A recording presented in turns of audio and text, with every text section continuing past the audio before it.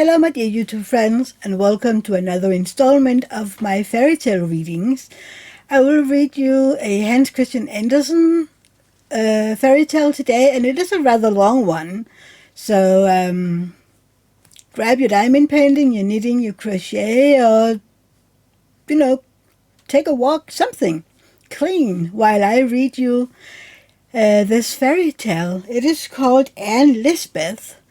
And I know this one in Danish, and I've read a little bit of it, but I'm quite, it's been a long time since I read all these fairy tales, so it is kind of new to me as well. But let's dive into it since this is a long one. I won't be looking up very much because I have it on my phone, and I don't know it by heart, so sorry. But, work on, do whatever you want. Here goes nothing. Lisbeth. Lisbeth was a beautiful young woman with red and white complexion, glittering white teeth, and a clear soft eyes, and her footstep was light in the dance, but her mind was lighter still. She had a little child, not at all pretty, so he was put out to be nursed by a labourer's wife, and his mother went to the count's castle. She sat in splendid rooms, richly decorated with silk and velvet. Not a breath of air was allowed to blow upon her, and no one was allowed to speak to her harshly, for she was the nurse to the count's child. He was fair and delicate as a prince, and beautiful as an angel, and how she loved this child. Her own boy was provided for by being at the labourers, where the mouth watered more frequently than the pot boiled, and where in general no one was at home to take care of the child. Then he would cry, but what nobody knows, nobody cares for. So he would cry till he was tired, and then fall asleep. And while we were asleep, we can feel neither hunger nor thirst. And yes, sleep is a capital invention. As years went on, Lisbeth's child grew apace like weeds. Although they said his growth had been stunted, he had become quite a member of the family in which he dwelt. They received money to keep him, so that his mother got rid of him altogether. She had become quite a lady. She had a comfortable home of her own in the town and out of doors. When she went for a walk, she wore a bonnet, but she never walked out to see the labourer. That was too far from her town, and indeed she had nothing to go for. The boy now belonged to these labouring people. He had food, and he could also do something towards earning his living. He took care of Mary's red cow, for he knew how to tend cattle and make himself useful. The great dog by the yard gate of a nobleman's mansion sits proudly on the top of his kennel when the sun shines, and barks at everyone that passes. But if it rains, he creeps into his house, and there he is warm and dry. Lisbeth's boy also sat in the sunshine on top of the fence, cutting out a little toy. If it was springtime, he knew of 3 little strawberry plants in blossom, which would certainly bear fruit. This was his most hopeful thought, though it often came to nothing. And he had to sit out in the rain in the worst weather and get wet to the skin and let the cold wind dry the clothes on his back afterwards. If he went near the farmyard belonging to the count, he was pushed and knocked about, for the men and the maids said he was so horribly ugly, but he was used to all of this, for nobody loved him. This was how the world treated Lisbeth's boy, and how could it be otherwise? It was his fate to be loved by no one. Hither, though, he had been a land crab. The land at last cast him adrift. He went to sea in a wretched vessel, and sat at the helm with the skipper, while the skipper sat over the grucken. He was dirty and ugly, half frozen and half starved. He always looked as if he never had enough to eat, which was really the case. Late in the autumn, when the weather was rough, windy, and wet, and the cold penetrated through the thickest clothing, especially at sea, a wretched boat went out to sea with only 2 men aboard, or, more correctly, a man and a half, for it was the skipper and his boy. There had only been a kind of twilight all day, and it soon grew quite dark and so bitterly cold that the skipper took a dram to warm him. The bottle was old, and the glass too. It was perfect in the upper part, but the foot was broken off, and it had therefore been fixed upon a little carved block of wood painted blue. A dram is great comfort, and two are still better.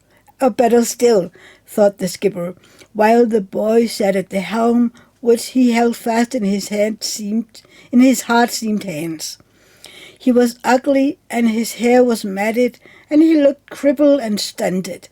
They called him the field labourer's boy, though in the church register he was entered as Anne Lisbeth's son. The wind cut through the rigging, and the boat cut through the sea. The sails, filled by the wind, swelled out and carried them along in the wild career. It was wet and rough above and below. It might still be worse. Hold! What is that? What has struck the boat? Was it a waterspout, or a heavy sea rolling suddenly upon them? Heaven help us! Cried the boy at the helm, as the boat heeled over and lay on its beam ends. It had struck on a rock, which rose from the depth of the sea and sank at once, like an old shoe in a puddle. It sank at once with mouse and man, as the saying is. There might have been mice on board, but only 1 man and a half, the skipper and the labourer's boy. No one saw it but the shimming seagulls and the fishes beneath the water, and even they did not see it properly, for they darted back with terror as the boat filled with water and sank. There it lay, scarcely a fathom below the surface, and those two were provided for, buried and forgotten. The glass with the foot of blue wood was the only thing that did not sink, for the wood floated and the glass drifted away to be cast upon the shore and broken. Wherein one is indeed of no consequence. It had served its purpose, and it had been loved, which Anne Lisbeth's boy had not been, but in heaven no soul will be able to say, never loved. Anne Lisbeth had now lived in the town many years. She was called Madame, and felt dignified in consequence. She remembered the old noble days in which she had driven in the carriage and had associated with countess and barons. Her beautiful noble child had been a dear angel, and possessed the kindest heart. He had loved her so much, and she had loved him in return. They had kissed and loved each other, and the boy had been her joy, her second life. Now he was 14 years of age, tall, handsome, and clever. She had not seen him since she carried him in her arms. Neither had she been for years to the Count's palace. It was quite a journey thither from the town. I must make one effort to go, said Anne Lisbeth, to see my darling, the Count's sweet child, and press him to my heart. Certainly he must long to see me too, the young Count. No doubt he thinks of me and loves me, as in those days when he would fling his angel's arms around my neck and lisp, Elith. It was music to my ears. Yes, I must make an effort to see him again.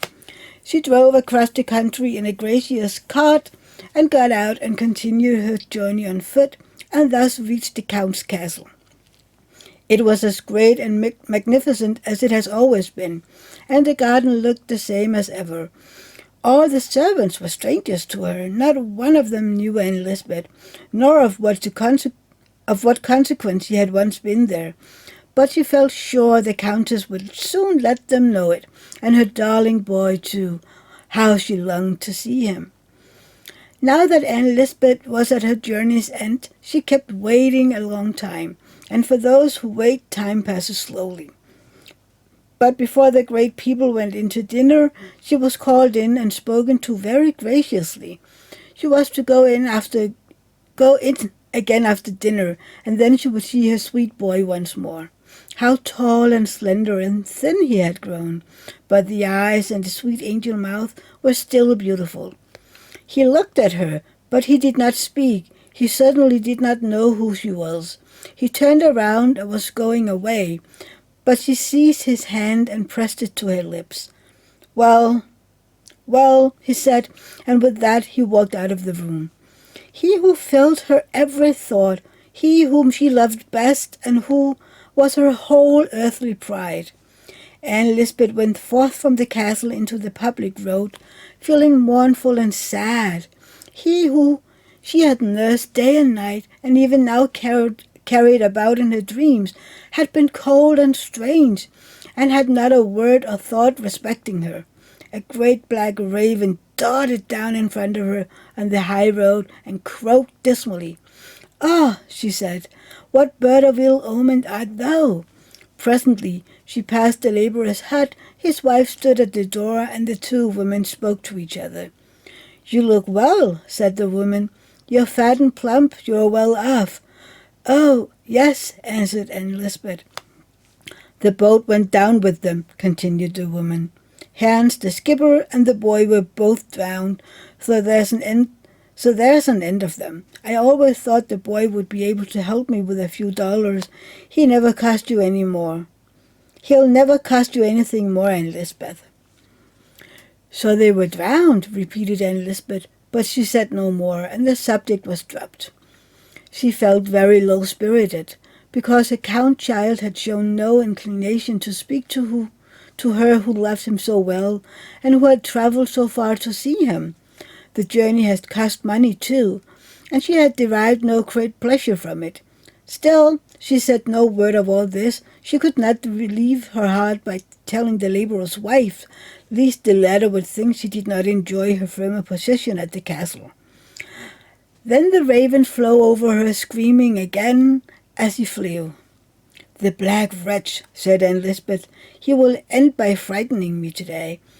She had brought coffee and chicory with her, for she thought it would be a charity to the poor woman to give them to her to boil a cup of coffee, and then she would take a cup herself.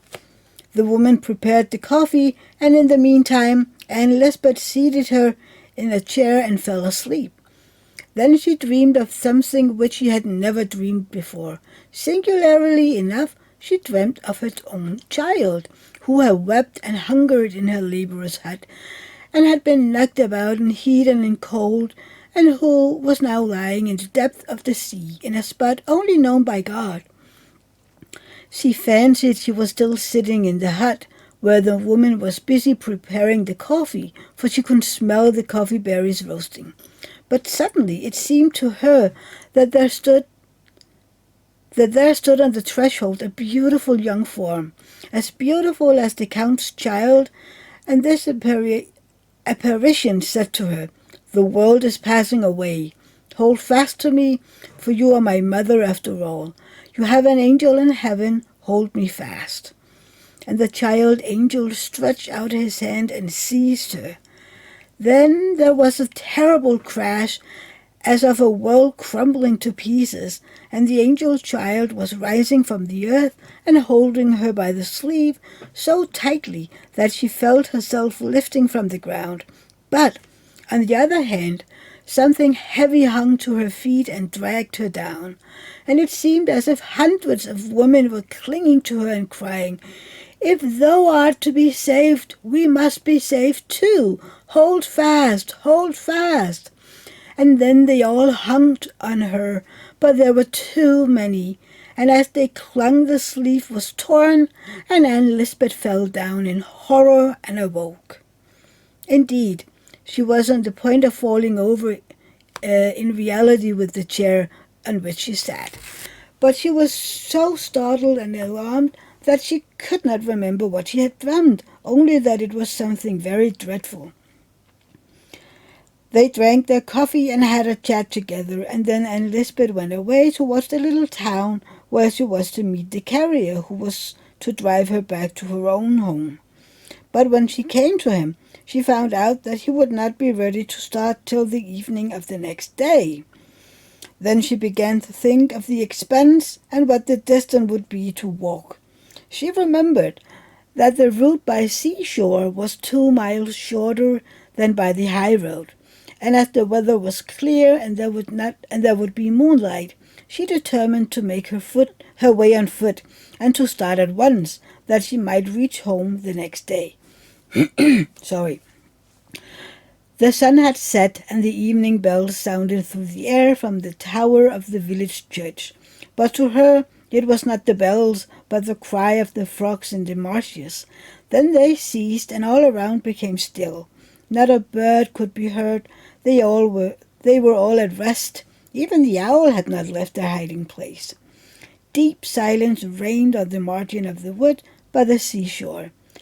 As Anne Lisbeth walked on, she could hear her own footsteps in the sands. Even the waves of the sea were at rest, and all in the deep waters had sunken into silence. There was quiet among the dead and the living in the deep sea, and Lisbeth walked on, thinking of nothing at all, as people say, or rather, her thoughts wandered, but not away from her, for thought is never absent from us, it only slumbers. Many thought Many thoughts that had lain dormant are roused at the proper time and begin to stir in the mind and in the heart, and seem even to come upon us from above. It is written that a good deed bears a blessing for its fruit, and it is also written that the wages of sin is death. Much has been said and much written which we pass over or know nothing of.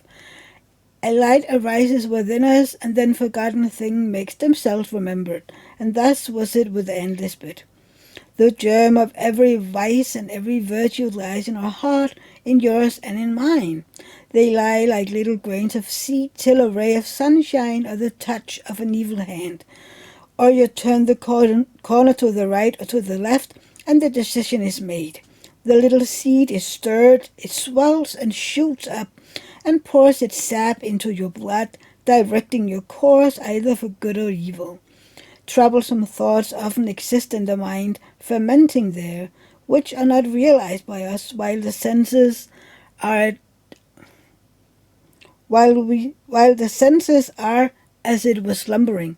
But still they are there, and Lisbeth walked on thus with her senses half asleep, but the thoughts were fermenting within her. From one Shrove Tuesday to another, much may occur to weigh down the heart. It is the reckoning of a whole year.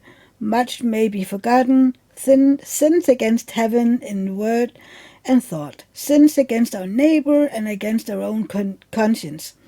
We are scarcely aware of their existence, and Anne Lisbeth did not think of any of her errors. She had committed no crime against the law of the land. She was an honorable person, in good position, that she knew. She continued her walk along by the margin of the sea. What was it she saw lying there? An old hat? A man's hat? Now, when might that have been washed aboard? She drew nearer. She stopped to look at the hat. Huh! What was lying yonder? She shuddered. Yet it was nothing save of a heap of grass and tangled seaweed flung across a long stone. But it looked like a corpse, only tangled grass, and yet she was frightened at it. As she turned to walk away, much came into her mind that she had heard in her childhood. Old superstitions of spectres by the seashore, of the ghost of drowned but unburied people, whose corpses had been washed up on the desolate beach. The body, she knew, could do no harm to anyone, but the spirit could pursue the lonely wanderer, attached itself to him, and demand to be carried to the churchyard, that it might rest in consecrated ground. Hold fast, the spectre would cry. And as Anne Lisbeth murmured these words to herself, the whole of her dream was suddenly recalled to her memory. When the mother had clung to her and uttered these words, when amid the crashing of worlds her sleeve had been torn, and she had slipped from the grasp of her child, who wanted to hold her up in that terrible hour. Her child, her own child, which she had never loved, lay now buried in the sea, and might rise up like a spectre from the waters and cry, "Hold fast, carry me to consecrated ground." All these thoughts passed through her mind. Fear gave speed to her feet, so she walked faster and faster. Fear came upon her as if a cold, clammy hand had been laid upon her heart, so that she almost fainted.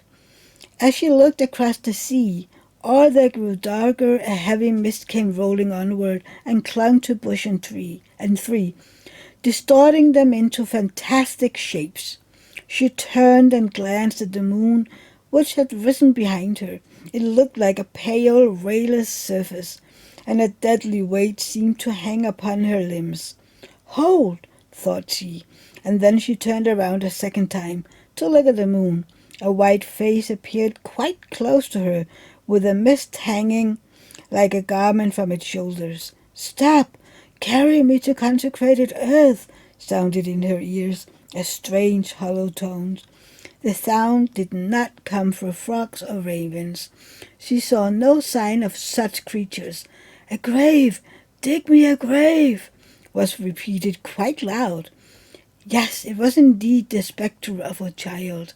The child that lay beneath the ocean, and whose spirit could have no rest until it was carried to the churchyard and until a grave had been dug it in consecrated ground. She would go there at once, and there would be Dick. And there she would dig. She turned in the direction of the church, and the weight on her heart seemed to grow lighter, and even to vanish altogether. But when she turned to go home by the shortest way, it returned. Stop! Stop! And the words came quite clear, though they were like a croak of a frog or the wail of a bird. A grave! Dig me a grave! The mist was cold and damp. Her hands and face were moist and clammy with horror. A heavy weight again seized her and clung to her. Her mind became clear for thoughts that she had never before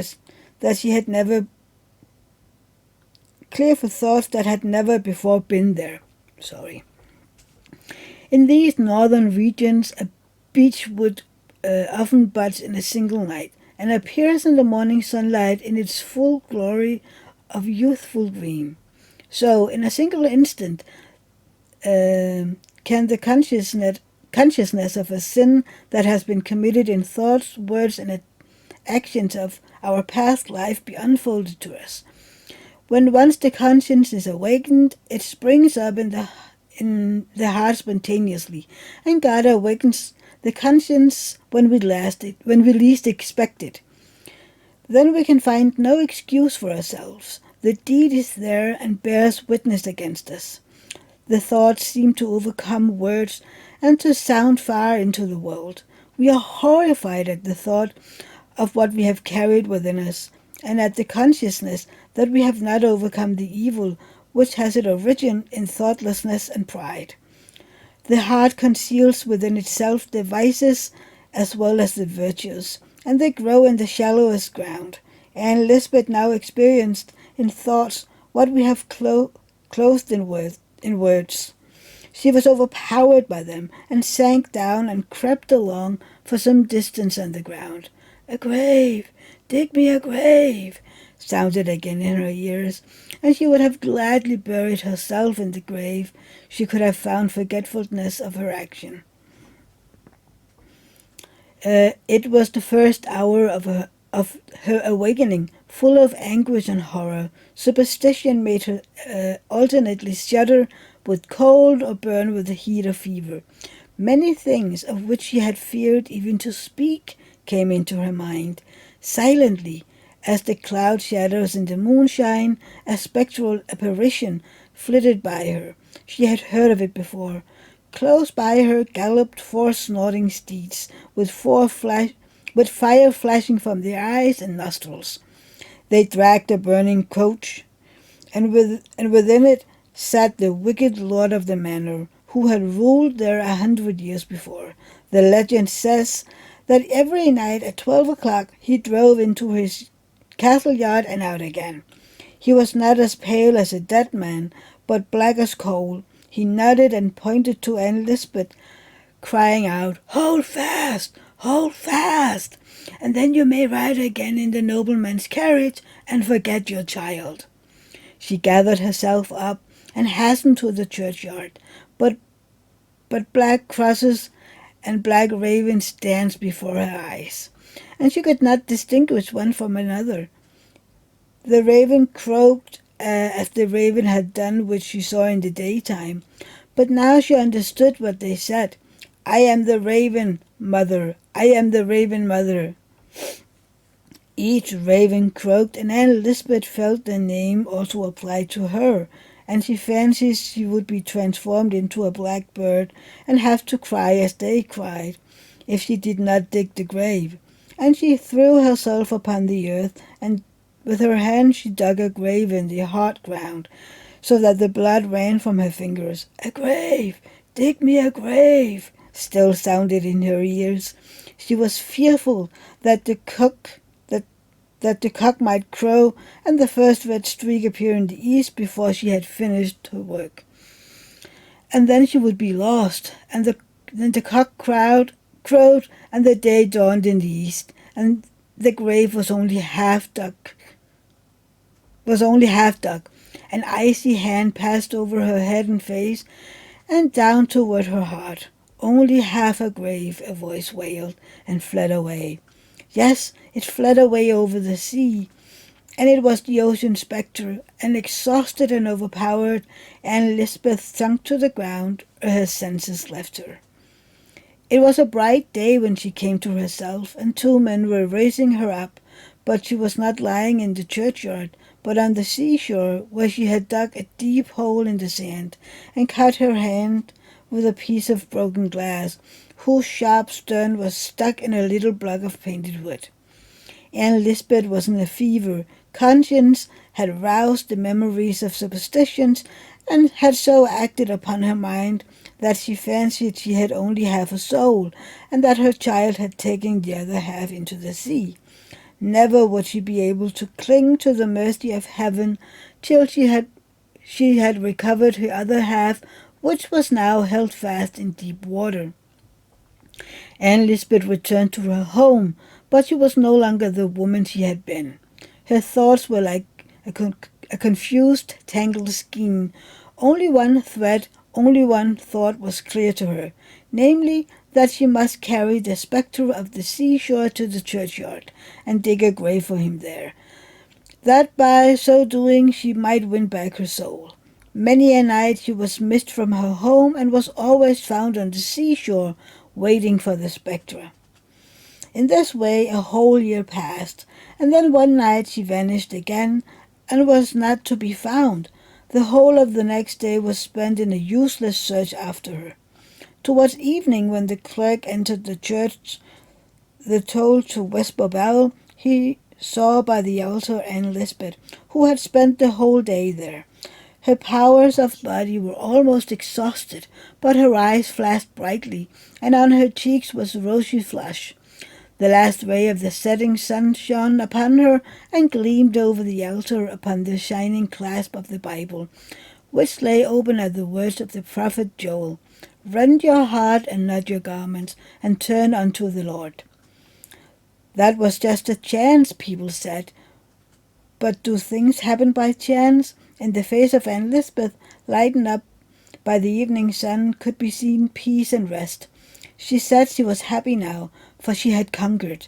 The spectre of the shore, her own child, had come to her the night before, and had said to her, Thou hast dug me only half a grave, but thou hast now, for a year and a day, buried me altogether in thy heart, and it is there a mother can best hide her child. And then he gave her back her lost soul, and brought her into the church. Now I am in the house of God, he said, and in that house we are happy. When the sun set, and Lisbeth's soul had risen to that region where there is no more pain, and Anne Lisbeth's trouble were at end. The end. So how did you like this fairy tale?